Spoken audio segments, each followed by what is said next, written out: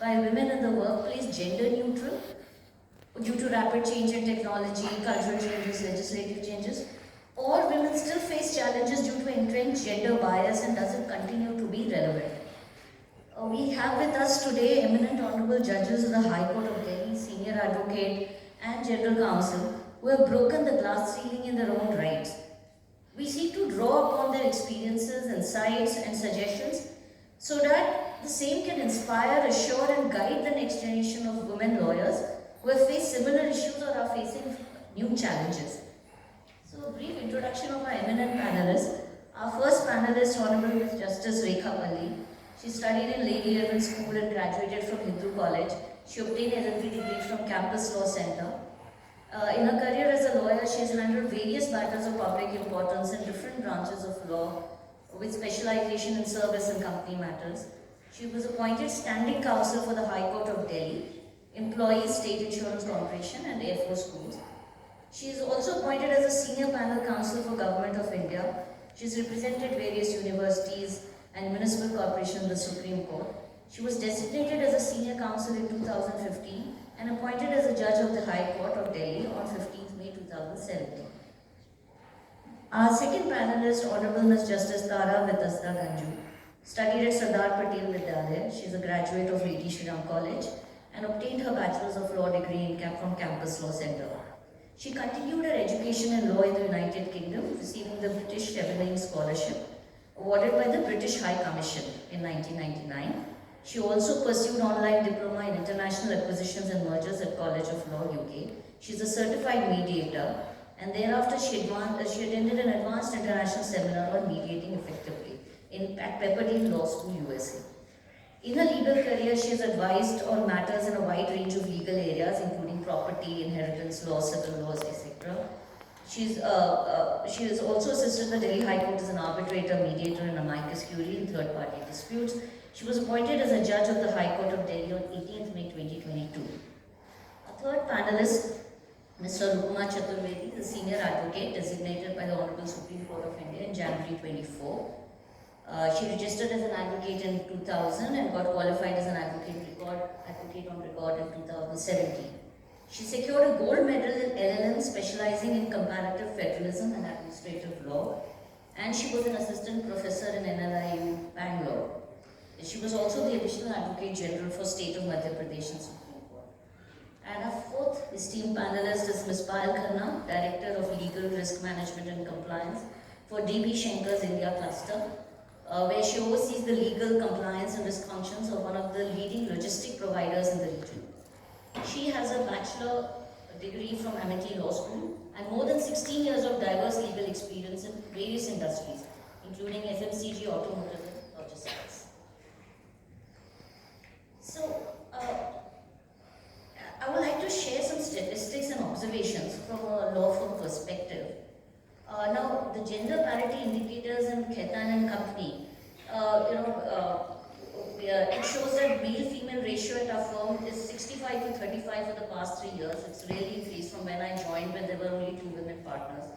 Across levels, female ratio has increased by 6% in the last 4 years. Partner level, it has increased by 8%. Senior management level, it has increased by 31%. And over the past few years, at least 50% of the lawyers recruited on campus by the firm identify as women. 48% of our associates are women. And as of 2022, 7 women members made the partnership.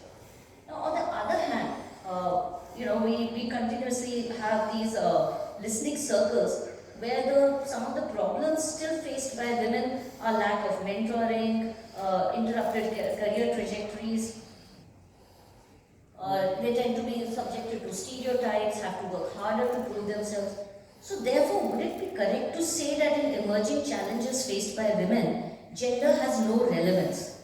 So firstly, I would like to call upon my panelists to, throw some light on your personal experiences, how you navigated career advancement and leadership opportunities in law as a woman. If I may call upon Justice Palli to first share her experiences.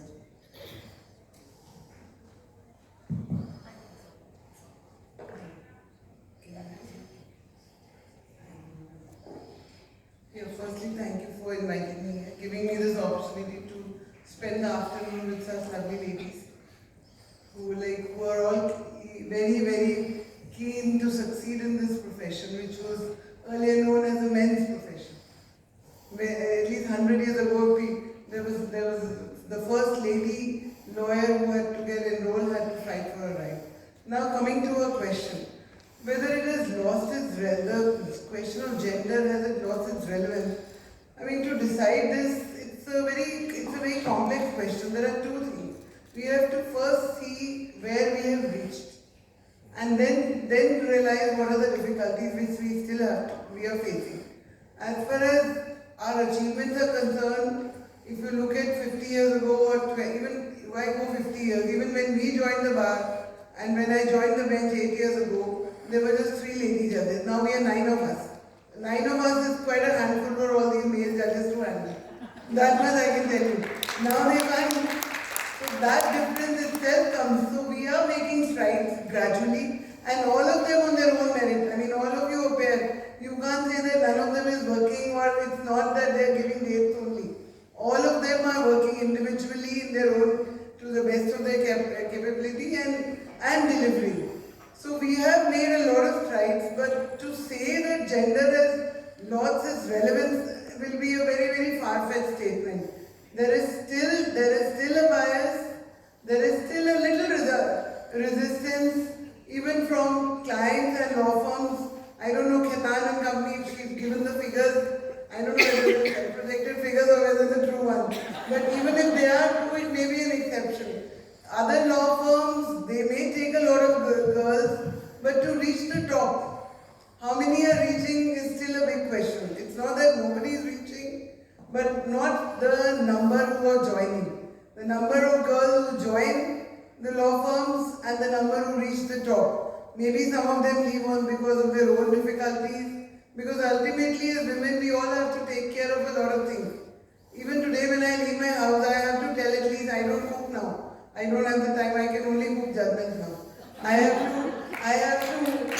But I have to tell my staff what to cook for lunch, because food has to go for my husband also, my son also.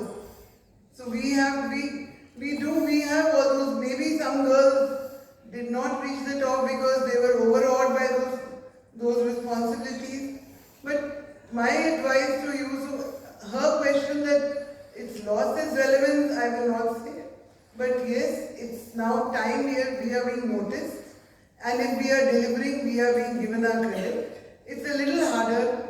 Believe me, men are treating you with respect, but you have to make your place by working a little harder than them. If he is deciding 10 cases, if you decide 15, then speak with baat. That's the way it works.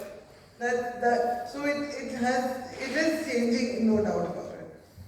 Thank you so much. Justice Kanju, so may I ask request you to share your experiences in your journey, and also, according to you, what are some of the trade-offs that women are expected to make or interpret? Good afternoon to everybody. Thank you to SILF ladies for inviting me. Of course, I understand it's a ladies organization, but I think we should firstly start including many more men into these organizations, because I'll start from there. We all know all our problems. It's the rest of them who need to know what are the difficulties and challenges. So, much like Justice Palli said, we all had our journey, and being a first generation lawyer, obviously it wasn't easy. But having said that, the very fact that there are many more of us today sitting here means that it can be done. And if it can be done by any of us, there's nothing preventing all of you from doing it as well. So start with that assumption, then you can do it. Start with that confidence and then move along.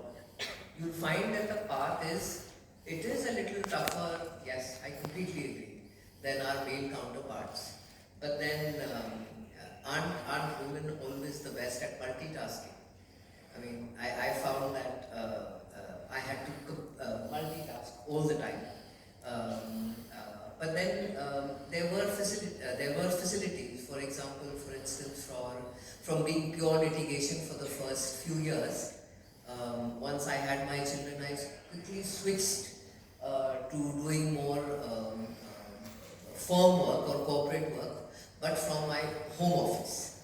So picking up that the trade-off, there wasn't really a trade-off. It was just a slight switch, and I think all for the better, because then I already had some litigation experience. Then I started to get some experience of contracts, agreements, leading to the M&A diploma, those things you sort of heard Vinita say earlier. So yes, there was a trade-off, but I think it was a trade-off for the better.